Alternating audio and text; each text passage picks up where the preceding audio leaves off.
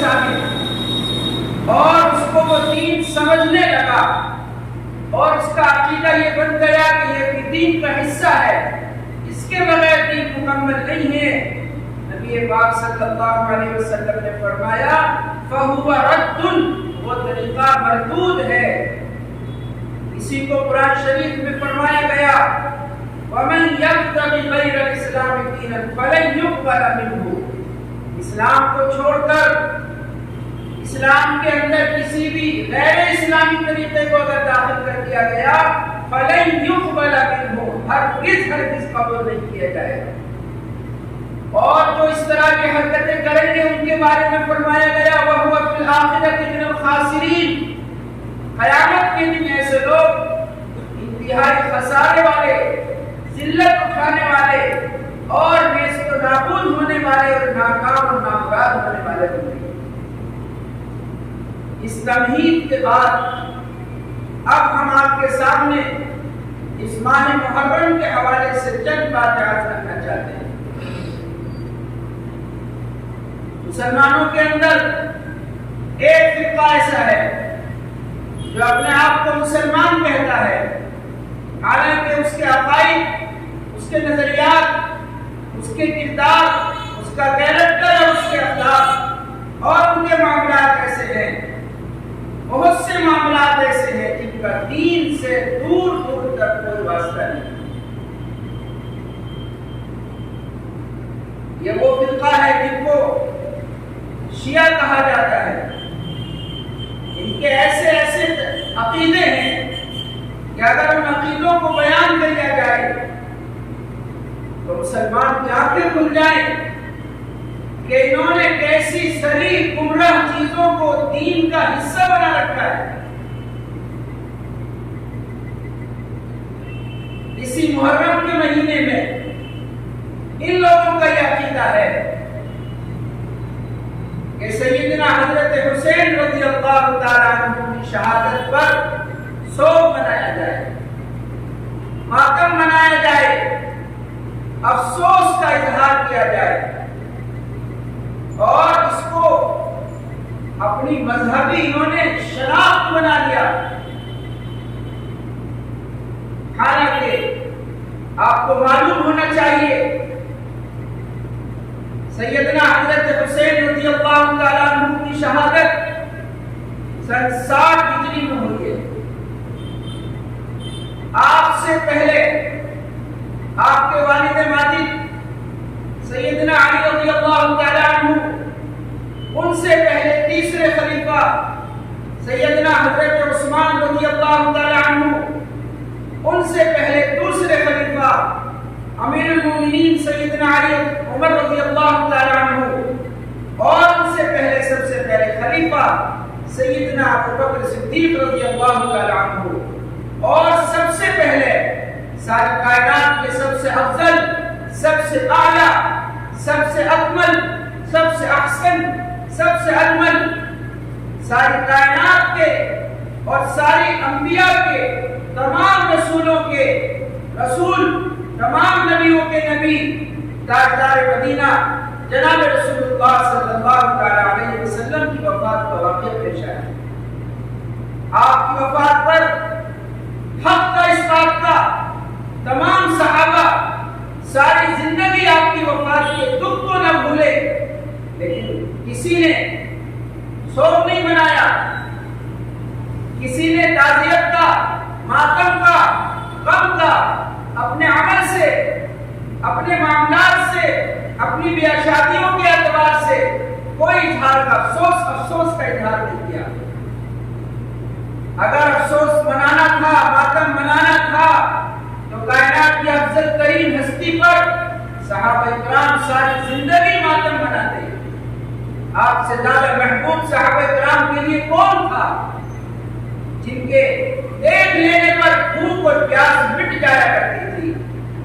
جان مال کی قربانی پیش کر دینا نبی پاک علیہ السلام کے حکم پر، آپ کی محبت پر، آپ کے اشارے پر صحابہ کرام کے لیے کوئی چیز نہیں تھا۔ خلیفۃ المسلمین جناب حضرت ابو بکر صدیق رضی اللہ تعالی عنہ کی وفات پر صحابی میں کوئی ماتم، کوئی غم، کوئی افسوس 3 دن سے زیادہ نہیں منایا۔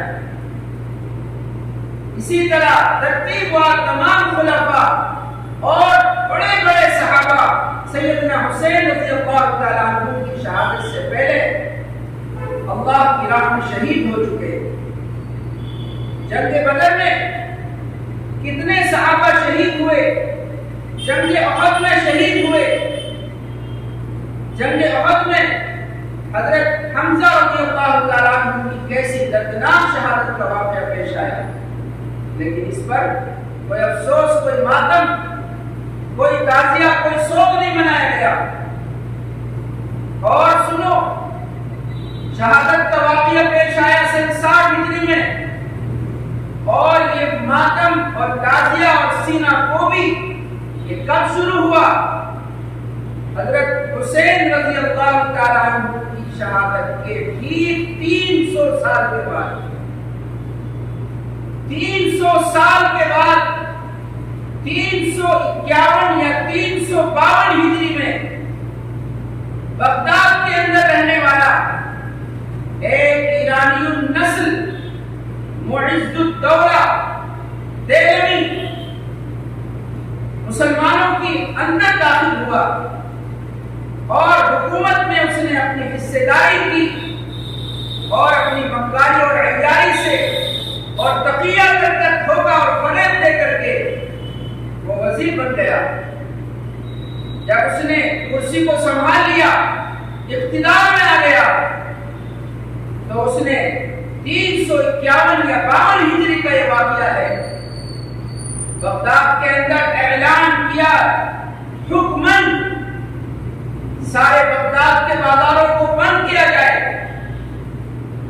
کھانا بنانے والے کھانا بنانا بند کر دیں، عورتیں اپنے سروں سے دوپٹے کو ہٹا کر سینے کو پیٹتے ہوئے، بالوں کو نوچتے ہوئے اور اپنے ہاتھوں سے اپنے چہرے کو اور سینے کو پیٹتے ہوئے بازاروں میں نکلے، واویلا مچا کر کالے کپڑے پہن کر کے نکلے اور حضرت حسین رضی اللہ تعالیٰ عنہ کی شہادت پر غم، افسوس اور ماتم منائے۔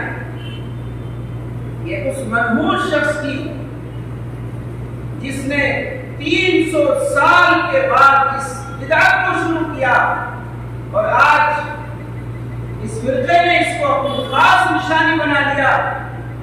جناب حضرت حسین رضی اللہ تعالیٰ عنہ سے محبت کی علامت اس کو سمجھا گیا اور اس کے لیے محفلیں سجائی گئی، اپنے جسم کو دھاردار آلات کے ذریعے سے خود سے نوچا گیا۔ یاد رکھنا، اسلام میں اس عقیدے کی کوئی گنجائش نہیں ہے، یہ سراسر من گھڑت ہے، اپنی جانوں پر ظلم کرنا ہے۔ اگر کوئی اس طرح اپنے اوپر ماتم کرتے ہوئے، سینہ کو بھی کرتے ہوئے مر گیا، خودکشی کرنے والا قرار پائے۔ اسلام میں اس عقیدے کی کوئی گنجائش نہیں۔ اور انہوں نے دوسری بات یہ شروع کی، یہ عقیدہ دیا اپنے دیگر مسلمان بھائیوں کو، اگر تمہیں حضرت حسین رضی اللہ تعالیٰ عنہ سے محبت ہے تو اس مہینے میں اپنی بیاہ شادیوں کے کرنے پر پابندی لگاؤ۔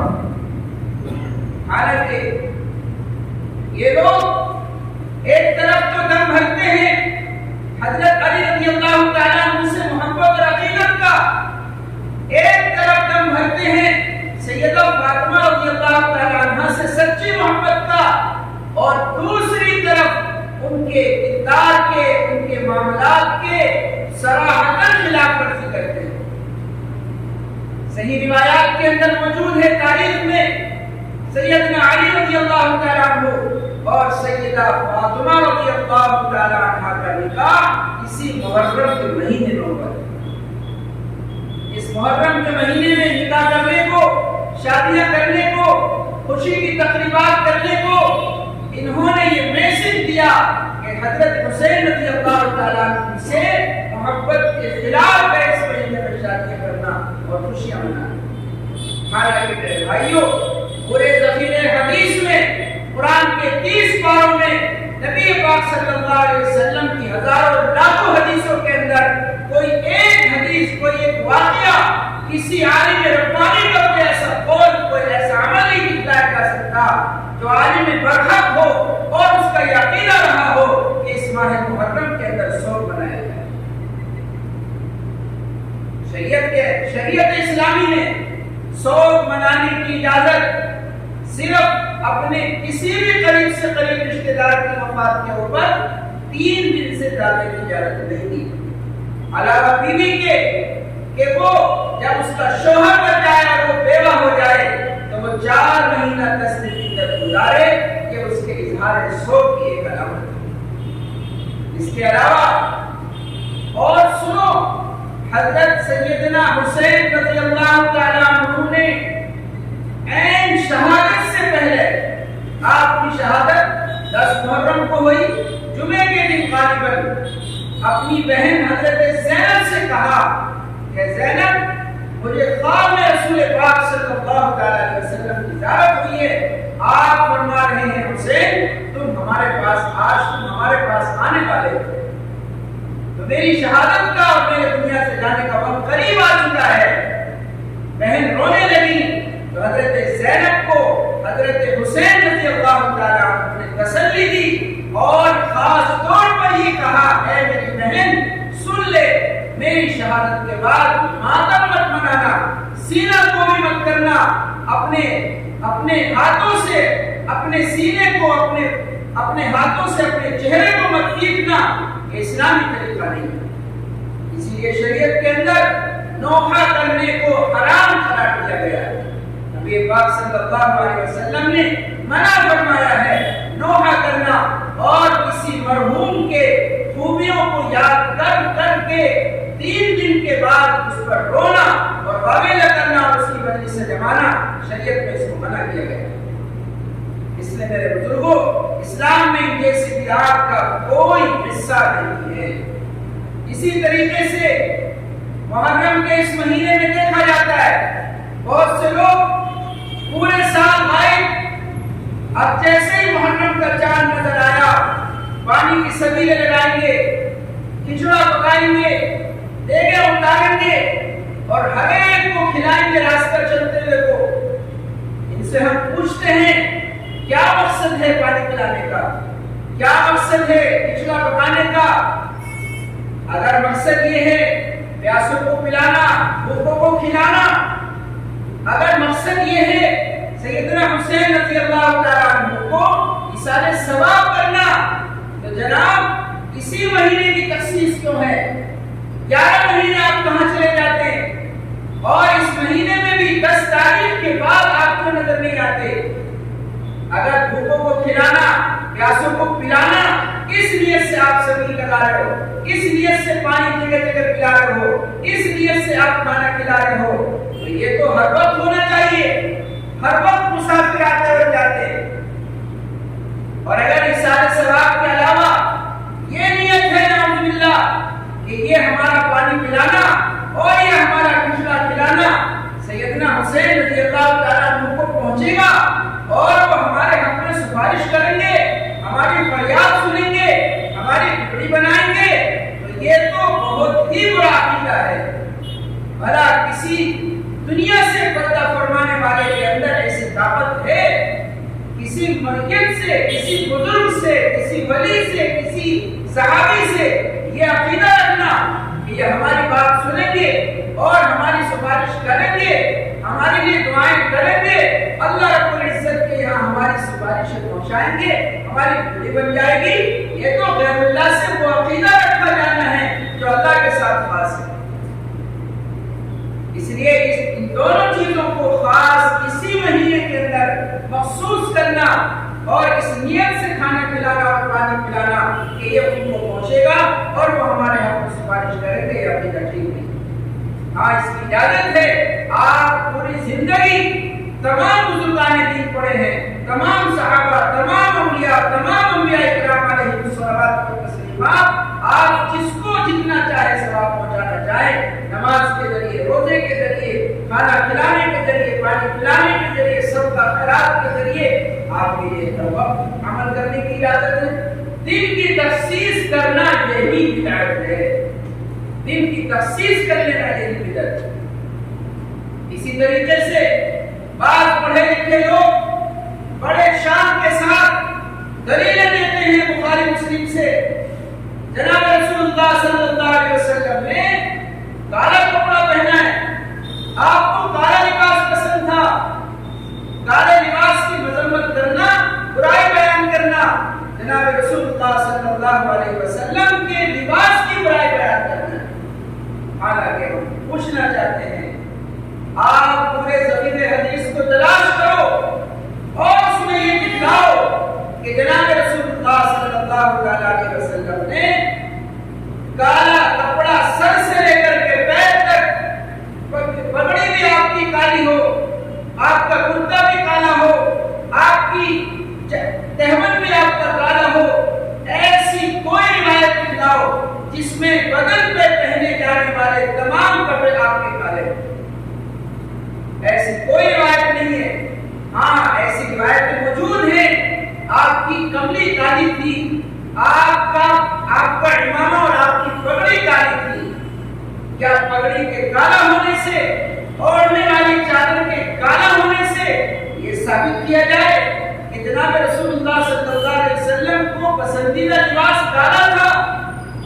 تو پھر اگر تھوڑی دیر کو ہم مان لیتے ہیں آپ کی بات، تو پھر کالا لباس اسی محرم کے مہینے میں کیوں پہنا جاتا ہے؟ پہلی بات تو یہ بالکل غلط ہے۔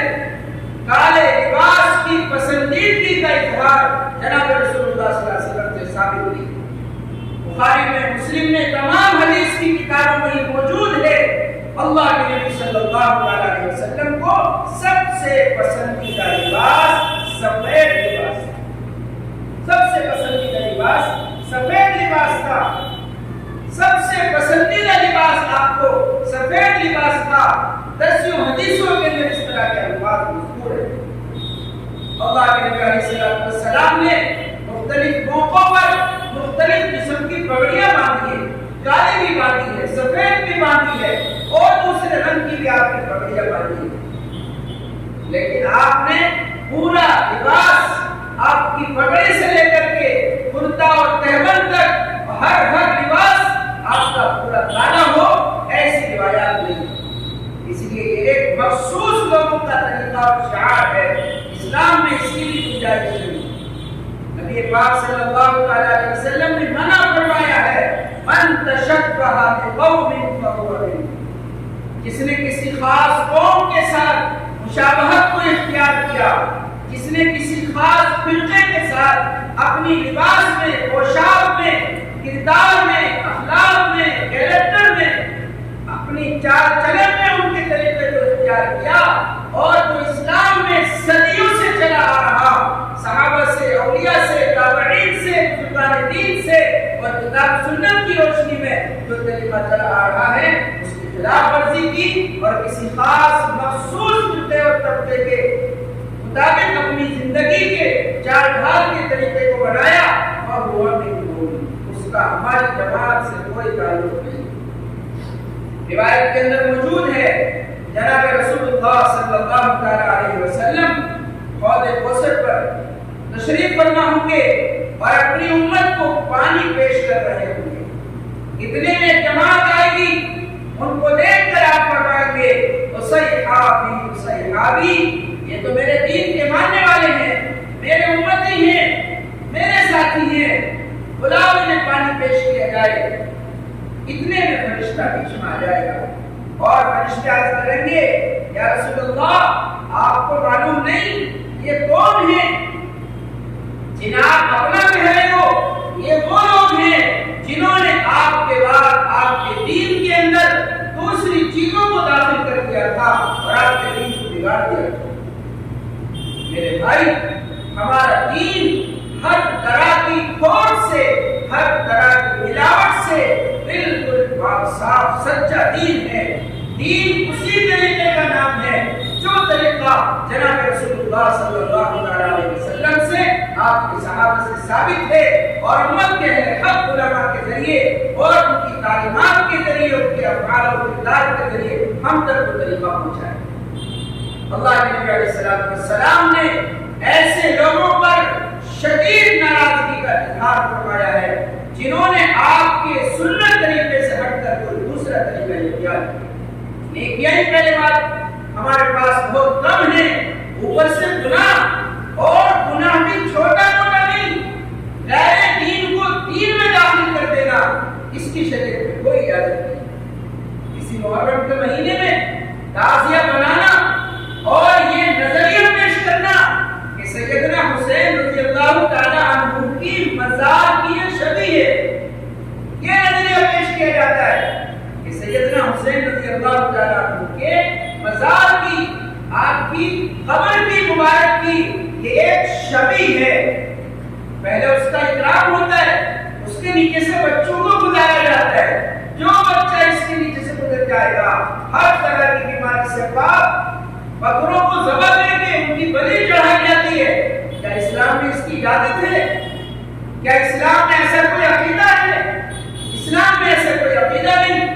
اور پھر اس کے ساتھ وہ نازیبہ سلوک، وہ بدترین اور گھٹیا حرکت کہ اس کو پھینکا جاتا ہے دور تالاب میں اور اوپر سے ڈنڈے برسائے جاتے ہیں، اس کی اسلام میں کوئی اجازت نہیں ہے۔ یہ سب کے سب جاہلانہ رسومات ہیں۔ اس لیے میرے دوستو بزرگوں، ہم اپنے دین کو پاک صاف رکھیں۔ کل بھی ہم نے عرض کیا تھا، آج پھر ہم مختصر عرض کرتے ہیں، اس ماہ محرم کے اندر یہ مہینہ قابل احترام ہے اور والا ہے۔ حدیث شریف کے اندر اس مہینے کو اللہ کا مہینہ کہا گیا ہے، شہر اللہ المحرم۔ رمضان کے روزوں کے بعد نفلی روزوں کا ثواب سب سے زیادہ اس مہینے میں ہے۔ اس مہینے میں روزوں کی کثرت، عبادات کی کثرت، گناہوں سے اپنے آپ کو بچانے کا اہتمام ہونا چاہیے، اور خاص طور سے عاشورہ کے دن کا جو روزہ رکھے اور اس کے ساتھ ایک اگلا یا پچھلا ملا لے تو اللہ کے نبی علیہ السلام نے فرمایا اس کے پچھلے ایک سال کے گناہوں کو اللہ تعالیٰ معاف فرما دے گا۔ اسی طریقے سے ایک اور عقیدہ پیش کیا جاتا ہے محرم کے اس مہینے کے حوالے سے۔ تمام کے تمام صحابہ، اصل تو ہم اس پر تفصیل سے بات کریں گے، کل آخر مجلس ہے، مختصراً ہم اشارے کے طور پر کہتے ہیں تمام کے تمام صحابہ رضوان اللہ علیہ مجمعین سب کے سب قابل احترام ہیں، سب کے سب ہم سب کی آنکھوں کے تارے ہیں۔ ایک صحابی کی شان میں بھی اگر گستاخی ہو جائے گی، ایمان سے ہم ہاتھ دھو بیٹھیں گے۔ ایک صحابی کی شان میں اگر گستاخی ہو، جناب رسول اللہ صلی اللہ علیہ وسلم نے فرمایا ہے لا تسبوا اصحابی، میرے صحابہ کو برا بھلا مت کہو، میرے صحابہ کو برا بھلا مت کہو۔ تمام دنیا جنید بغدادی سے بھر جائے، عبد القادر جیلانی، ساری دنیا میں بسنے والے انسان شیخ عبد القادر جیلانی ہو جائے، جنید بغدادی ہو جائے، ساری زندگی سجدے میں گزارنے والے بن جائے، ایک سب سے چھوٹے صحابی جس نے صرف ایک مرتبہ ایمان کی حالت میں جناب رسول اللہ صلی اللہ علیہ وسلم کی زیارت کی ہو اور ایمان ہی کی حالت پر زندگی گزاری ہو اور ایمان ہی کی حالت میں ان کی وفات ہو گئی ہو، ایک ایسے صحابی جنہوں نے صرف اللہ کے نبی علیہ السلام کو ایک نظر ایمان کی حالت میں صرف کے دل کے ساتھ آپ نے نبوت کو تسلیم کرتے ہوئے دیکھا ہو، ساری دنیا کے اولیاء، کتب، ابدال، پیر، ساری دنیا کے علماء اولیاء مل کر ایک صحابی کی بیعت کی دھول کے برابر نہیں سکتے۔ صحابہ کرام کو وہ مقام و مرتبہ ہے۔ صحابہ کرام رضوان اللہ علیہم اجمعین یہ ایسے ہی جماعت وجود میں نہیں آ گئی ہے، روایت کے اندر آتا ہے اللہ کا انتخاب ہے۔ چنانچہ حدیث شریف میں الفاظ ہے ان اللہ تعالی نظر فی قلوب العباد فاختار محمد صلی اللہ علیہ وسلم۔ اللہ تعالیٰ نے کائنات کے دلوں میں نظر ڈالی، تمام انسانوں کے، اور ان تمام دلوں میں سے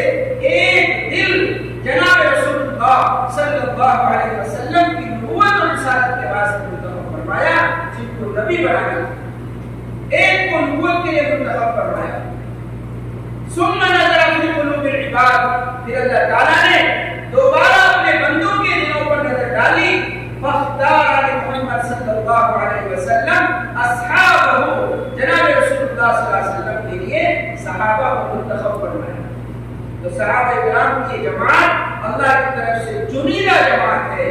ایک صحابی کی شان میں بھی اگر ذرہ برابر گستاخی یا ان کی طرف سے اپنے دل کے اندر کسی بھی طریقے کا تھوڑا بہت بھی اگر ہم نے اپنے دل میں بغض رکھ دیا، صحابی تو بہت بڑی چیز ہوتی ہے. فتاوی ہندیہ میں لکھا ہوا ہے من ابغض عالما من غیر سبب ظاہر خف علیہ الکفر، جس نے کسی عالم برحق سے بغیر کسی شرعی وجہ کے دل میں بغض رکھا اور کسی پر وہ اڑا رہا اور معافی نہ مانگی، اس کے مرنے سے پہلے خطرہ ہے کہ ایمان اس کے دل سے نکل نہ جائے اور کفر پر اس کی موت نہ آ جائے. صحابہ کرام رضوان اللہ علیہم اجمعین، خاص طور سے اس فرقے کی طرف سے چند صحابہ کرام کو مطعون کیا جاتا ہے اور ان پر کیچڑ اچھالی جاتی ہے. سیدنا ابو بکر صدیق رضی اللہ تعالیٰ عنہ پر، سیدنا علی عمر رضی اللہ تعالیٰ عنہ پر، سیدنا عثمان غنی رضی اللہ تعالیٰ عنہ پر، اور اسی کے ساتھ ساتھ دوسرے بعض لوگ دان کرتے ہیں سیدنا حضرت معاویہ رضی اللہ تعالیٰ عنہ کی شان اقدس کو مستعمل کرتے ہیں. یاد رکھنا، ایک صحابی کی بھی شان میں اگر ہم نے گستاخی کی یا ان کی طرف سے اپنے دل میں کوئی برا عقیدہ رکھا، ہمارا ایمان پر خاتمہ ہونا مشکل. صحابہ کرام کے درمیان کچھ ایسی باتیں پیش آ رہی جو نہیں آنی چاہیے. ہم یہ سمجھتے ہیں مسلمانوں میں بھی آپس میں لڑائی جھگڑے ہو جاتے ہیں، کچھ اس طرح کی باتیں ان کے زمانے میں پیش آ گئی جن کو مشاجرات صحابہ کہتے ہیں. ہمارے علماء کا اور ساری دنیا کے جمہور علماء اہل سنت والجماعت کا یہ عقیدہ ہے، تمام علماء کا، اولیاء کا، تابعین کا، ائمہ کا، محدثین کا، سبھی کا یہ مشترکہ عقیدہ ہے کہ ہم صحابہ کرام کے جتنے مشاجرات ہیں ان کے بارے میں جب مشاہد سے اپنے آپ کو بچا کر کے رکھیں، اپنی زبان کو روک کر کے رکھیں. ان کے درمیان جو واقعات پیش آئے ہیں ان کے بارے میں ہم بہتر تعبیر فرمائیں اور ان میں سے ہم کسی کی تذلیل، کسی کی تنقیص، کسی کو ناحق، کسی کو حق، یہ فیصلہ ہم سے متعلق نہیں ہے اور نہ اس سے متعلق ہماری نجات کا کوئی مسئلہ ہے کہ ہم جب تک کسی کے بارے میں حق ہونے کا یا کسی کے بارے میں ناحق ہونے کا عقیدہ نہ رکھیں جب تک ہماری نجات نہیں ہوگی. ایسا نہیں، بلکہ ہم ہر ایک کی طرف سے اپنے دل کو صاف رکھیں اور ان کے ان مشاجرات کے بارے میں لفظ کرنے سے وہ جانے اس وقت کیا ہوا تھا، نہ ہم موجود تھے اور نہ ہم اس کے مکلف ہیں، بس ہم تو اپنے عمل کو ٹھیک کرنے کے مکلف ہیں. اسی لیے فرمایا حضرت عبداللہ بن مسعود رضی اللہ تعالیٰ عنہ نے بڑی اہم اور پیاری حدیث ہے، من کان مستنن فلیستن بمن قد، اگر تم میں سے کسی کو اتباع کرنی ہو، نقش قدم پر چلنا ہو تو ان لوگوں کے نقش قدم پر چلے، ان لوگوں کی اتباع کرے جو دنیا سے جا چکے. کون ہے وہ؟ اولئک اصحاب محمد صلی اللہ علیہ وسلم، وہ جناب رسول اللہ صلی اللہ علیہ وسلم کے صحابہ ہیں.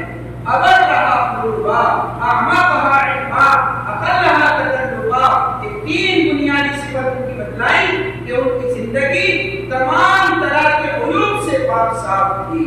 ان کے دل ہر ایک کی طرف سے نیک تھے، صاف تھے. کسی بھی صحابی کے دل میں کسی بھی مسلمان کی طرف سے کوئی بغض نہیں تھا، کوئی بغض نہیں تھا. اسی لیے تو ہمارا یہ عقیدہ ہے، ساری امت کے مسلمانوں کا، اہل حق مسلمانوں کا یہ عقیدہ ہے کہ تمام کے تمام صحابہ عادل ہیں، تمام کے تمام صحابہ عادل ہیں. ہر ایک صحابی حوض کوثر کے اوپر سے گزرے گا اور اس کو اللہ کے نبی علیہ السلام اپنے مقدس ہاتھوں سے حوض کوثر کا پانی پیش فرمائیں گے. ایک صحابی کے بارے میں بھی نام اللہ یہ عقیدہ نہیں رکھا جا سکتا کہ وہ حوض کوثر سے محروم ہوں گے. اسی لیے فرمایا ابر رہا قلوبا، دل بڑے پاک صاحب، اعمقها علما، علم بڑا ہوتا تھا، اقلها تکلفا، ان کی زندگی تکلفات سے پاک صاحب تھی.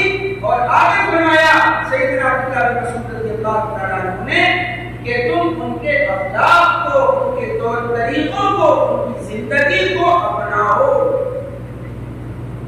اس لیے کہ ان کو صحابہ کرام کو اللہ نے منتخب کیا تھا. اس لیے کہ بزرگوں اور دوستوں، حضرت حسن بصری رضی اللہ تعالیٰ عنہ تو قسم کھا کر فرماتے تھے وزاد الحسن البصری ورب الکعبہ اختارهم الله لصحبة نبيه ولإقامة دينه فأعرفوا لهم فضلهم. ان کی فضیلت کو پہچانو، ان کے مقام کو پہچانو، ان کے مرتبے کو پہچانو. واتبعوهم على أثرهم، اور ان کے نقش قدم پر چلو. وتمسكوا بما استطعتم من سيرهم وأخلاقهم. وزاد الحسن البصري ورب الكعبة، ان کی سیرت، ان کے کردار، ان کے اخلاق ہم سب کے لیے نمونہ ہے. اللہ تبارک و تعالیٰ نے جناب رسول اللہ صلی اللہ علیہ وسلم کو آئیڈیل بنایا اور آپ کی مقدس جماعت کو آئیڈیل اور نمونہ بنایا ہے. اور اس کا قرآن میں اعلان کیا ہے رضی اللہ عنہم، اللہ ان سے راضی ہو گیا، ورضوا عنہ، اور وہ اللہ سے راضی ہو گئے. جب اللہ نے ڈنکے کی چوٹ اعلان کر دیا اللہ تمام صحابہ سے راضی ہے، راضی تھا، اور وہ تمام صحابہ اللہ سے راضی تھے، تو پھر ہم یا آپ یا اس امت کا کون ایسا بدبخت اور مرعون شخص ہو سکتا ہے جو کسی ایک صحابی کی شان صحابیت کے اوپر انگلی اٹھائے یا ان کے کردار، ان کے اخلاق، ان کے کیریکٹر کے بارے میں وہ لب کشائی کرنے کی کوشش کرے؟ یہ ان کی اس کی طرف سے ایسی جسارت ہے. اگر اس نے توبہ نہ کی تو اپنے دین سے ہاتھ دھو بیٹھے گا اور اللہ کے نبی علیہ السلام کی سفارش سے محروم ہوگا اور جنت سے ہمیشہ کے لیے محروم کر دیا جائے گا. یہ چند باتیں ہم نے آپ کے سامنے عرض کی ہیں. ایک، ہم اپنے آپ کو ہر طرح کی بدعات سے، ہر طرح کی غیروں کی مشابہت سے بچائیں.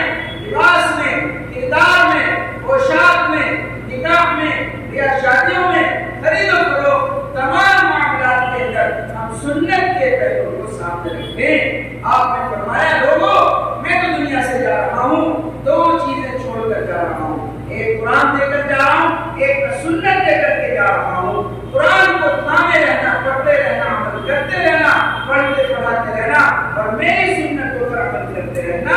دنیا کی کوئی دعوت میں سے نہیں کر سکتی. اسی لیے حضرت عمر رضی اللہ تعالیٰ عنہ نے فرمایا، اعلان کیا اعزنا اللہ بالاسلام، ہمیں اللہ نے عزت دی اسلام کے ذریعے. اسلام کا تصور یہ نہیں ہے جو آج ان فرقوں کی طرف سے پیش کیا جاتا ہے. اسلام کا تصور وہ ہے جس کو حضور نے فرمایا ما انا علیہ واصحابی، ما انا علیہ واصحابی. اسلام وہ ہے جس پر میری زندگی اور میرے صحابہ کی زندگی، اسلام وہ ہے جس پر میری زندگی اور میرے صحابہ کی زندگی ہوگی. اس لیے ایک کمزور روایت میں یہ حدیث میں الفاظ موجود ہے، ہر ایک صحابی قابل تقلید ہے، اور تم جس صحابی کی بھی تقلید کر لو گے اور اس کی اتباع کر لو گے انشاءاللہ کامیاب ہو جاؤ گے. اللہ تبارک و تعالی ہر طرح کے مضلات فتن سے ہم سب کی حفاظت فرمائے، اور ہر طرح کی گمراہی سے، ہر طرح کے ضلال سے، ہر طرح کی کٹ فکری، کٹ اور بد فکری سے، بد عملی سے اللہ تعالی ہم سب کی حفاظت فرمائے. وآخر دعوانا الحمدللہ رب العالمین.